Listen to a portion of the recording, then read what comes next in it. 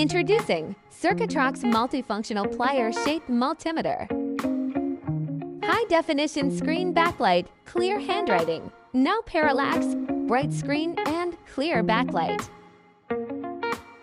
The maximum diameter of the pliers is 36 millimeters, which is non-contact and suitable for various wires.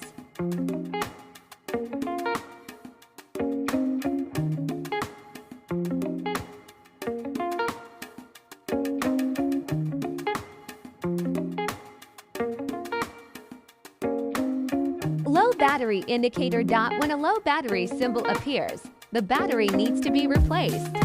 Insufficient battery may result in incorrect readings. Automatic shutdown. No operation within 15 minutes will automatically shut down, saving power and worry. Come visit our shop and buy now.